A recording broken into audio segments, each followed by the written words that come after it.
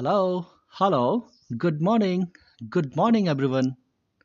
You know मैं आप सबको एक बहुत अच्छी बात बताता हूँ। इनफैक्ट ये बहुत इंपॉर्टेंट भी है। यू नो व्हाट, हम क्यों पढ़ते हैं? पढ़ने का मतलब कभी भी कुछ फैक्ट्स को लर्न करना नहीं है। यानी कि पढ़ने का मतलब सिर्फ कुछ चीज़ों को सीख लेना ही नहीं है। जबकि पढ़ने का वास्तविक मतलब है कि आप अपनी सोचने और समझने की क्षमता का विकास करें। एक बार अगर आपके सोचने और समझने की क्षमता डेवलप हो जाती है अच्छे से, तो आपकी लर्निंग स्पीड तो ऐसे ही अच्छी हो जाएगी। मैं एक बार पुनः बोलता हूँ कि पढ़ने लिखने का मतलब सिर्फ कुछ फैक्ट्स को लर्न करना नहीं है। पढ़ने लिखने का वास्तविक मतलब है कि हम अपने सोचने और समझने की क्षमता का विकास करें। इसीलिए अभी जब आप लोग रिवीजन कर रहे थे, तो आपको स्कूल की तरफ से कोई सपोर्ट नहीं दी जा रही थी। आपको सिर्फ रिवीजन एक्सरसाइजेज दी जा रही हैं और आपसे ये रिक्वेस्ट किया जा रहा है कि आप उसे खुद से सॉल्व करें। अपने पेरेंट्स की भी हेल्प ना लें। हाँ, इसमें समय थोड़ा सा ज़्यादा ज़रूर लगेगा, बट इट्स फाइन। मैं तो आपकी नोटबुक कभी भी चेक कर लेता हूँ। सो आप खुद का समय लें, लेकिन जल्दी जल्दी होमवर्क सबमिट करने के लिए पेरेंट्स से हेल्प ना लें। पेरेंट्स को भी इनफैक्ट ये कोशिश करनी चाहिए कि बच्चा स्वतः ही मैक्सिमम पार्ट्स को टच करे। हाँ, जहाँ कहीं पे भी आपको समझ में नहीं आता है, या फिर आपको डाउट लग रहा है, या फिर आप बहुत सारा एफर्ट लगा लिए और उसके बाद भी आपसे रिजॉल्व नहीं हो रहा है कोई issue, then you can ask for the help. And वहाँ पे ज़रूर आपको पेरेंट्स को भी हेल्प करना चाहिए, आपके टीचर्स भी हेल्प करेंगे। ओके। सो हम लोग हमेशा ही पढ़ने का एक तरीका बनाएंगे, चाहे डे बाय डे भी हो या फिर रिवीजन के डे भी हो या नॉर्मल डेज में भी हो। जब भी आपको कोई भी एक्सरसाइज दी जाएगी, तो आपका स्ट्रगल है, it's your life, it's your struggle. ये आपका जीवन है, आपका स्ट्रगल है, ये आपका होमवर्क है, तो इसे आपको बनाना है। मुझे पता है कि अभी आप लोग बहुत छोटे हैं ऐसी बातों के लिए, but still Rome can't build in a day. एक बहुत बड़ा देश बहुत आसानी से बहुत जल्दी नहीं बन सकता। जैसे आपका अभी लैंग्वेज डेवलप हो रहा है, आपको पहले एबीसीडी लर्न करना था, फिर आप कुछ वर्ड्स लर्न करने लगे, फिर आप एक्शन वर्ब्स लर्न करने लगे, noun pronoun singulars and so many things. Mathematics भी अभी आपको बहुत ज़्यादा नहीं आती है, लेकिन आप लोग सीख रहे हैं ना। तो जैसे धीरे धीरे सारी चीज़ें डेवलप हो रही हैं, वैसे ही जो most important part of education is a logical mind. तो ये जो लॉजिकल माइंड है, वो भी आपका इसी समय से डेवलप होगा। हम लोगों को इसी समय से उस पे भी काम करना होगा। ओके, इसके लिए वेट नहीं कर सकते कि जब बड़े हो जाएंगे तब करेंगे। इसलिए मैं आपसे ये सब बातें भी कर रहा हूँ कि आप लोग जानो कि ये होमवर्क आपका है, ये लाइफ आपका है, ये स्ट्रगल, ये जो संघर्ष है, ये भी आपका है। इट मीन्स कि ये जो स्ट्रगल है आपको होमवर्क करने में, वो आपको खुद करना है। आप एक क्वेश्चन पे मैक्सिमम टाइम लगाइए, 2 मिनट के क्वेश्चन पे भी आप 20 मिनट लगाइए, लेकिन ये स्ट्रगल ही आपको लॉजिकली फिट बनाएगा। ओके। सो अगेन हम लोग ये हैबिट डालेंगे। I will request the parents also कि वो लोग भी अपनी एक हैबिट बनाए कि जल्दी जल्दी में अपने काम को ख़त्म करने के चक्कर में ऐसा ना किया जाए कि हम अपने बच्चों को बहुत प्राइमरी स्टेज पे ही हेल्प करें उनके होमवर्क्स असाइनमेंट्स में एंड ऑल, और उसे सबमिट करने का प्रयास करें। हालांकि एक एक होमवर्क के बारे में हमें ये सोचना चाहिए कि आज हमारे बच्चे की टोटल लर्निंग क्या रही, इसका स्ट्रगल कितना रहा, ये कितना फाइट किया है उस कंक्लूजन तक पहुंचने के लिए। ओके। इसी रीजन में हम लोग आगे आज सीखेंगे reasoning. Again it's a part of the revision. मैं जो आपसे बोलता रहता हूँ, मैं उसे बताने का कोशिश कर रहा हूँ कि हम लोग को कैसे पढ़ना चाहिए, धीरे धीरे हम लोग कैसे लर्न करेंगे इनफैक्ट। सो हम लोग आज सीखेंगे reasoning. Reasoning. Okay. It's a part of the revision. मैं आपको रिवीजन में ही हेल्प करने के लिए बोल रहा हूँ ये। This is reasoning. What is reasoning? Reasoning is the ability of the mind to think and understand things in a logical way. ये बोलता है कि रीजनिंग क्या होता है? द एबिलिटी, ये योग्यता है, ऑफ द माइंड, आपके दिमाग की योग्यता है कि वो क्या क्या कर सकता है। टू थिंक, कि वो सोच सके, एंड अंडरस्टैंड, और समझ सके, थिंग्स, चीज़ों को, इन अ लॉजिकल वे, एक सेट पैटर्न वे में, एक फैक्ट्स के बेसिस पे वो एक लॉजिकल वे में सोच सके। And this is most important. You know so आज हम लोग लर्न करेंगे कुछ सीखी हुई चीज़ों की रीजनिंग के बारे में। चूंकि हम लोग छोटे हैं, तो हम लोग उन्हीं चीज़ों की रीजनिंग के बारे में ज़्यादा अच्छे से समझ सकते हैं जो हमें ऑलरेडी लर्न है। ओके। So let's start. मैं आज आपको सिखाने की कोशिश करूंगा कुछ नोन एंड लर्नड फैक्ट्स की रीजनिंग के बारे में। जैसे दिस इज अबाउट जीरो। चलो हम लोग जानने की कोशिश करते हैं कि जीरो का वास्तविक मतलब क्या होता है, कैसे होता है जीरो। ओके, इसके लिए एक स्टोरी है आपके पास। स्टार्ट करते हैं। देयर इज अ गाय, ये एक लड़का है।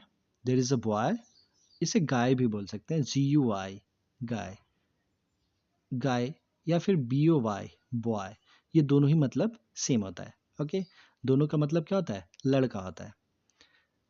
लेट्स, तो एक यहाँ पे बॉय है और एक यहाँ पे बर्ड है, आपको दिख रहा है।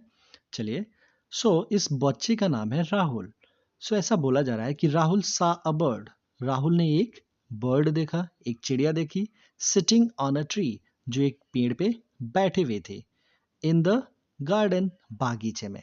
तो राहुल जब बागीचे में जाता है तो पेड़ पे क्या देखता है कि एक चिड़िया बैठी हुई है। कहाँ पे है वो bird, this is the bird. कितनी बर्ड है ये, वन। वन बर्ड, वन लिख दिया मैंने यहाँ पे, वन। मैं ये बाकी पार्ट्स को रब कर देता हूँ जो अननेसेसरी हैं। अननेसेसरी मतलब अनावश्यक, और नेसेसरी मतलब आवश्यक, ये उसके अपोजिट्स हैं। चलिए स्टार्ट करते हैं, फिर से पढ़ते हैं इस लाइन को कि राहुल सा अ बर्ड, राहुल सा मतलब देखा, अ बर्ड एक चिड़िया, सिटिंग बैठी हुई, ऑन अ ट्री एक पेड़ पे, इन द गार्डन बागीचे में। ओके, फिर राहुल के मन में आता है कि मैं इसके पास चलता हूँ और चिड़िया को पकड़ने की कोशिश करता हूँ, कैच करता हूँ। He went near, he went, went means गया, नियर पास में, ही वेंट नियर वो पास में गया, द ट्री पेड़ के पास में, टू कैच द बर्ड किस पेड़ के पास में गया होगा वो, जिस पेड़ पे चिड़िया बैठी थी, तो वो पेड़ के पास में गया, to catch the bird, catch means पकड़ना, टू कैच वो पकड़ने के लिए गया, द बर्ड चिड़िया को पकड़ने के लिए गया। अब देखो ये पेड़ के पास में आता है ऐसे अपने हाथ को छुपा के पीछे से, ताकि चिड़िया को पता ना चले, और फिर ये अचानक अपना हाथ उठाता है उसको कैच करने के लिए। लेकिन फिर चिड़िया को पता चल जाता है कि ये तो मुझे पकड़ने के लिए आ रहा है, तो फिर चिड़िया क्या करेगी, the bird will flew away, तो बट इट फ्लीव अवे, यहाँ पे लिखा हुआ है बट इट फ्लीव अवे, लेकिन चिड़िया क्या कर ली, उड़ गई वहां से। तो अब वो पेड़ से उड़ गई, अब इस पेड़ पे देखो है ही नहीं चिड़िया, इस पेड़ से चिड़िया उड़ के दूसरे जगह चले गए, इससे बच गए, और ये बेबी यहीं रह गया। So now there is no bird sitting on the tree. तो अब इस ट्री पे कितने, पहले तो वन बर्ड थी, देखो यहाँ पे ऊपर में, यहाँ पे वन बर्ड थी जहाँ पे मैंने वन लिखा था। अब इस ट्री पे कितने बर्ड है, देयर इज नो बर्ड, अब तो यहाँ पे कोई बर्ड ही नहीं है ना। अब यहाँ पे कोई बर्ड नहीं है, अब पहले कितने बर्ड थे यहाँ पे, वन बर्ड, यानी कि स्टोरी में पहले थे वन बर्ड, अब इस ट्री पे कोई बर्ड नहीं है। तो जब कुछ भी नहीं होता ना तो उसे हम लोग क्या बोलते हैं, जीरो बोलते हैं। Zero means nothing, zero, zero means nothing, zero means nothing, ये लर्न करेंगे। जीरो मीन्स नथिंग, तो जब भी कोई बोले कि जीरो, इट मीन्स वहां पे कुछ भी नहीं है, जो भी चीजें थी वो खाली हो गई हैं, खत्म हो गई हैं, फिनिश हो गई हैं। सो हम लोग जीरो का यूज इसलिए कर रहे हैं ताकि हम लोग ये बता सके कि वहां पे कुछ नहीं है। तो हम लोगों ने क्या समझा अभी जीरो से, जीरो से इसका मतलब ये हुआ, आप अगर टिफिन में 4 ब्रेड्स लेके जाते हैं या 2 ब्रेड्स लेके जाते हैं, तो 2 ब्रेड्स लेके जाते हैं, 1 ब्रेड आप पहले खा गए, फिर एक और ब्रेड जो बची हुई थी आप उसे भी खा गए, तो अब आपके टिफिन में कितने ब्रेड्स रहेंगे, कुछ भी नहीं। तो उसे आप लोग क्या बोलेंगे, जीरो ब्रेड्स। आपके टिफिन में कितने ब्रेड्स हैं, जीरो ब्रेड। ओके, चलो, आपको एक बस दिख रही है इमेज में, ये स्कूल बस है और वो अपने स्टैंड पे खड़ी है। आपको बस दिख रही है ना, अब आपको ये बताना है कि बस में कितने बच्चे हैं। तो आप बोलेंगे कि बस में तो कोई बच्चा ही नहीं है, there is no child in the bus, there is no child in the bus, there is no child in the school bus, school bus में तो कोई बच्चा ही नहीं है। तो जब भी नो चाइल्ड आया तो आप इसको ऐसे भी बस कह सकते हैं कि there is zero child in the bus, there is zero child in the bus. Zero को हम लोग मैथ्स में कैसे लिखते हैं, यह एक सिंबल है, ऐसे लिखते हैं, ओ की तरह से लिखते हैं जीरो को। ओके, ओ की तरह से ही लिखते हैं जीरो को, ये एक सिंबल है। So there is no child in the bus, या फिर zero is, there is zero child in the bus. Okay, let's come to the next point. आज हम लोग समझेंगे कि ग्रेटर देन का साइन ऐसा क्यों बनता है। ये तो हमें पता है कि ग्रेटर देन का साइन ऐसा होता है, लेकिन आज हम लोगों को क्या सीखना है, इसकी रीजनिंग सीखनी है कि क्या लॉजिकल वे है कि ग्रेटर देन का साइन ऐसा ही बनाया जाता है। ओके, चलिए देखते हैं एक बार। आपको दो पिक्चर्स दिखाई दे रही हैं, picture A and picture B. Picture A में आपको गिफ्ट बॉक्स है, कितने गिफ्ट बॉक्स है? 1 2 3 एंड 4। पिक्चर बी में आपको डॉल्स दिखाई दे रही हैं, कितनी डॉल्स हैं? 1 एंड 2, है ना। सो यहाँ पे पिक्चर ए में आपको 4 गिफ्ट बॉक्सेस हैं, पिक्चर बी में आपके लिए 2 डॉल्स हैं। सो आप ऐसा कह सकते हैं कि this picture A has greater boxes than the number of dolls in picture B. यानी कि पिक्चर ए में जो भी आइटम्स हैं वो पिक्चर बी के आइटम से ज्यादा है, ग्रेटर देन है ना। तो पिक्चर ए के जो आइटम्स हैं this are greater than the items of picture B, ऐसा कह सकते हैं। अब देखते हैं कि ग्रेटर देन का साइन ऐसा क्यों होता है। ये तो आपको लर्नड है, मैं आपको रीजनिंग बता रहा हूँ कि ऐसा क्यों होता है। जब भी आप ग्रेटर देन का साइन ऐसा बनाते हैं तो देखो ये तो छोटी सी जगह है ना यहाँ पे, तो अगर यहाँ पे एक सर्कल रख पाएंगे, फिर आप जब दूर आएंगे तो यहाँ पे आप 3 सर्कल्स रख सकते हैं। फिर आप और जब जो ऐसे बाहर की तरफ आते जाएंगे तो यहाँ पे आपके और ज़्यादा सर्कल्स बढ़ जाएंगे। फिर आप यहाँ आइए तो आप और ज़्यादा रख सकते हैं, आपको स्पेस ज़्यादा मिलता जा रहा है ना। देखिए आपको स्पेस और ज़्यादा मिलता जाएगा, तो आप और ज़्यादा सर्कल्स इसमें रखते जाएंगे, देख रहे हैं। इसीलिए ग्रेटर देन का साइन हमेशा ऐसे बनाया जाता है। आपको एक इमेज भी दिखाई गई है, इसमें टॉय ट्रेन रखा गया है। तो देखो जब हम यहाँ पे टॉय ट्रेन रखते हैं तो कितनी ट्रेन्स रखते हैं? 1 2 3। हम जब और ओपन माउथ की तरफ आएंगे तो वहां पे कितने टॉय ट्रेन्स रख सकते हैं? 1 2 3 4 5, है ना। चलो बताओ तो जरा इस फिगर में अच्छे से और ध्यान से देखना आप लोगों को, और ये बताना है कि अगर हम यहाँ पे टॉय ट्रेन रखेंगे तो कितना ट्रेन रख पाएंगे? सिर्फ 1 ट्रेन ही रख पाएंगे, है ना। यहाँ पे तो जगह ही नहीं है, और अगर हम यहाँ पे रखना चाहें तो तब तो फिर रख ही नहीं पाएंगे, बहुत ही छोटी सी जगह बची हुई है ना। इसलिए हम जो ही आ, इस साइन में, ग्रेटर देन की साइन में राइट साइड मूव करते हैं, from left to right move करते हैं, तो नंबर ऑफ आइटम्स क्या होते हैं? डिक्रीज होते हैं, कम होते जाते हैं। इसीलिए ग्रेटर देन का साइन ऐसा बनाया जाता है, जो आपको ये इंडिकेट करता है कि ये होता है ग्रेटर देन का साइन, कि आपको बड़ा सा बड़ा चीज तो यहाँ पे रखना है, या फिर नंबर ऑफ आइटम्स आप सबसे ज्यादा इस लेफ्ट साइड में रख सकते हैं। यहाँ पे आते आते तो ये पॉइंट हो जाता है, मतलब जीरो को इंडिकेट करने लगता है, कम होने लगता है। सो ये डिक्रीजिंग फैशन में होता है। ये किस फैशन में होता है? डिक्रीजिंग फैशन में होता है। लेफ्ट साइड में आपको बड़ी से बड़ी चीजें रखनी होती हैं, और राइट साइड में आपको छोटी चीजें रखनी होती है। Good, okay. So this is the reason behind कि हम ग्रेटर देन का साइन कैसे बनाते हैं? ऐसे बनाते हैं। ओके, चलो नेक्स्ट आते हैं लेस देन। पिक्चर ए में दो बुक्स हैं, पिक्चर बी में 1 2 3 4 4 पेन्स हैं। थोड़ा सा जल्दी कवर करते हैं। सो पिक्चर ए में आपके पास दो बुक्स हैं, पिक्चर बी में आपके पास 4 पेन्स हैं। तो आप ऐसा कह सकते हैं कि picture A is less than picture B, या फिर the items in picture A are less than the items in the picture B. So less than का साइन भी हम लोगों को लर्न है ऑलरेडी, कैसे बनता है? ऐसे बनता है। तो ये अब आते हैं, इसकी रीजनिंग भी लर्न कर लेते हैं। यहाँ पे देखिए ये लेस देन क्यों होता है? क्योंकि इस साइड हम लोग हमेशा कम आइटम्स रख सकते हैं। यहाँ पे देखो ब्रिक्स रखी गई हैं, जो 1 2 3, यहाँ पे 1 2 3 4 5। अगर हम लोग यहाँ पे रखने की कोशिश करेंगे तो देखो एक ही ब्रिक बनाएंगे तब तक ये जगह फिल हो जाएगी। यहाँ पे बॉल्स रखी गई हैं, तो फिर से देखिए 1 2 3 4 5 6 बॉल्स हम लोग यहाँ पे रख सकते हैं। जब और थोड़ा सा हम लोग इधर लेफ्ट साइड में आए तो कितनी बॉल्स रख पाएंगे? 1 2 3 4 बॉल्स ही रख पाएंगे। थोड़ा सा और लेफ्ट साइड में आते हैं यहाँ पे, तो यहाँ पे 1 2 बॉल्स ही रख पाएंगे। फिर और लेफ्ट साइड में आते हैं, थोड़ा सा और लेफ्ट आते हैं, यहाँ पे आते हैं, तो यहाँ पे कितना बॉल्स रख पाएंगे? 1। अब यहाँ पे आते हैं तो यहाँ पे तो बॉल्स ही नहीं रख पाएंगे, बहुत ही छोटा हो जाएगा, इतना बड़ा बॉल्स तो रख ही नहीं पाएंगे, है ना। इतने बड़े बॉल्स नहीं रख पाएंगे, है ना। यानी कि जो ही हम लेस देन की साइन में लेफ्ट साइड में मूव करते हैं तो नंबर ऑफ आइटम्स क्या होते हैं? डिक्रीज होते हैं, कम होते हैं, लेस होते हैं, लेस होते जाते हैं, कम होते जाते हैं। इसीलिए लेस देन का साइन कैसे बनाते हैं? This way. यानी कि जो भी कम रहेगा वो इधर रहेगा, और जो भी ज्यादा रहेगा वो इधर रहेगा। कैसे? लुक वंस अगेन, मैं इसे रब करता हूँ first of all, and then I will make you understand one more thing. This way less than का साइन कैसा होता है? ऐसे होता है। क्यों? जो भी कम रहेगा वो किधर रहेगा? ऐसे। 4 इज लेस देन 6, और बड़ा वाला इधर। क्यों बड़ा वाला हम इधर रखते हैं और छोटा वाला इधर रखते हैं लेस देन के साइन में? क्योंकि यहाँ पे छोटे आइटम्स आ पाएंगे। ऐसे समझ रहे हैं? यानी कि लेस देन के साइन में जो ही हम राइट टू लेफ्ट मूव करते हैं तो वैल्यू क्या होती है? डिक्रीज होती है। That is why less than का साइन कैसे बनाया जाता है? This way.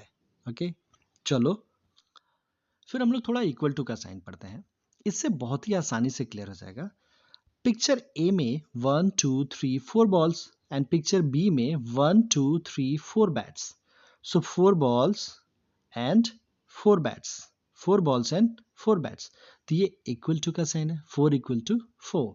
क्यों इक्वल टू का साइन ऐसा होता है? देखिए, इक्वल टू का साइन ऐसा होता है, आप बहुत सारी जगहों पे देख सकते हैं।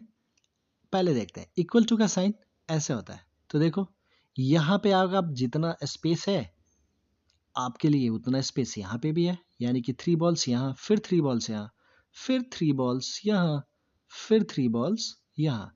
यानी कि हमको जो इक्वल टू का साइन है इसमें सेम स्पेस मिलता है, हमको एक बराबर की जगह मिलती है। यहाँ पे भी सेम वही स्पेस मिलता है, यहाँ पे भी वही स्पेस मिलता है, यहाँ पे भी वही स्पेस मिलता है, और यहाँ पे भी एग्जैक्टली वही स्पेस मिलता है ना?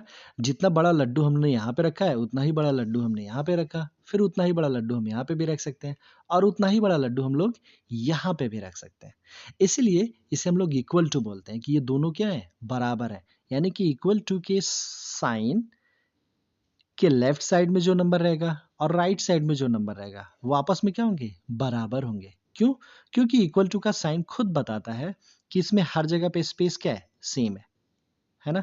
तो दोनों नंबर्स को, दोनों साइड्स को आपस में सेम, आपस में बराबर होना ही पड़ेगा। Is it? जैसे इस इमेज में देखो कितने चेयर्स हैं यहाँ पे? 1 2 3 4 5। यहाँ पे टेबल्स कितने हैं? 1 2 3 4 5। So 5 equals to 5। Books 1 2 and pencils 1 2, यानी कि 2 इक्वल्स टू 2। अब हम लोग इसे बहुत आसानी से लर्न कर सकते हैं, इनफैक्ट कंपेयर करके। जैसे सबसे पहले इक्वल टू देखो, दिस इज इक्वल टू, मैं थोड़ा और अच्छे से बनाऊं, this is equal to and this is less than. ठीक है, पहले इन दो साइंस को पढ़ते हैं। तो इक्वल टू साइन क्या कहता है कि देखो, इक्वल टू का जो लेफ्ट साइड है ये है, and L for left side and R for right side. तो जो इक्वल टू का आपका लेफ्ट साइड है वहां पे कितना स्पेस मिलता है आपको? ये स्पेस मिलता है आपकी, आप वहां पे इतना बड़ा लड्डू रख सकते हैं। जो राइट साइड मिल रहा है वहां पे कितना स्पेस मिल रहा है आपको? This one. Again same space मिल रहा है, आप उतना ही बड़ा लड्डू रखें। देखो दोनों सेम है ना, ये वाला लड्डू भी और ये वाला लड्डू भी। इसके बीच में आओ तो भी आपको सेम स्पेस मिलता है, आप उतना ही बड़ा लड्डू रख सकते हैं, है ना? इतनी ही बड़ी लड्डू रख पाए। सो ये होता है इक्वल टू का साइन। ये क्या बोलता है कि इसका जो लेफ्ट साइड है, ये लेफ्ट एंड ये राइट, तो ये लेफ्ट साइड और राइट साइड में दोनों जगह पे स्पेस कैसा मिलता है? सेम स्पेस मिलता है। इसीलिए अगर यहाँ पे आपने 5 लिख दिया तो यहाँ पे भी क्या लिखेंगे? सेम नंबर 5 लिखेंगे, 5 इक्वल टू 5। या फिर अगर आपने यहाँ पे 3 लिख दिया तो 3 इक्वल टू 3। ओके, अब आते हैं लेस देन के साइन पे। जब हम लोग एक साथ दोनों को पढ़ेंगे तो हमारी अंडरस्टैंडिंग और अच्छे से क्लियर होगी। अब लेस देन का साइन ये है, लेकिन जब हम लेस देन के साइन में देखते हैं तो ये भी कैसे बनता है? ये भी एक्चुअली में ऐसे ही बनता है। देखो, जो इक्वल टू में 2 लाइंस है ना, वैसे ही लेस देन में भी 2 लाइंस है। लेकिन ये दोनों लाइंस क्या होती हैं? ये लाइन जो है ये थोड़ी सी तिरछी होके ऐसे हो जाती है, और ये वाली लाइन भी तिरछी होके ऐसे हो जाती है, और ये दोनों मिट जाते हैं। फिर इन दोनों को जब हम एक्सटेंड करते हैं, मतलब आगे बढ़ाते हैं, तो ये लोग आके कहीं ना कहीं पे ऐसे मिल जाते हैं। तो इन्हीं 2 लाइन से बनता है लेस देन का भी साइन बनता है। ओके, लेकिन लेस देन का साइन ऐसा ही क्यों बनता है? इसके रैशनल को, इसके रीजनिंग को समझने के लिए हमने अभी अभी देखा भी है कि जब लेस देन का लेफ्ट हैंड साइड है ये और राइट हैंड साइड है ये, तो लेफ्ट हैंड साइड में तो स्पेस बहुत कम है, यहाँ पे सिर्फ इतना स्पेस है तो इतना बड़ा लड्डू रखा जा सकता है। यहाँ पे इतना ज़्यादा स्पेस है तो यहाँ पे इतना बड़ा लड्डू रख सकते हैं। अगर आप लेफ्ट लेस देन की साइन में राइट साइड पे चले गए, एक्सट्रीम राइट पे, तो आप इतना बड़ा लड्डू रख सकते हैं, है ना।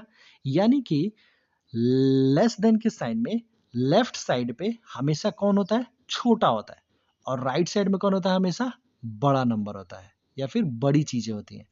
यहाँ पे लेफ्ट साइड में छोटा लड्डू एंड राइट साइड में बड़ा लड्डू, या फिर आप कह सकते हैं कि लेफ्ट साइड में छोटा नंबर 2। तो अगर ये वाला लड्डू 2 है तो ये जो बड़ा वाला है यहाँ पे क्या रखेंगे, एटलीस्ट 2 से बड़ा कोई सा भी 5, तो 2 is less then 5। Same same pattern में आप ग्रेटर देन के साइन को भी एक्सप्लेन कर सकते हैं कि ग्रेटर देन का साइन कैसे बनता है, तो वो भी 2 लाइन से बनता है। कैसे 2 लाइन से बनता है ग्रेटर देन का sign, let me explain it. देखो, एक लाइन ऐसे जाती है एंड एक लाइन ऐसे जाती है, so this makes greater than का साइन।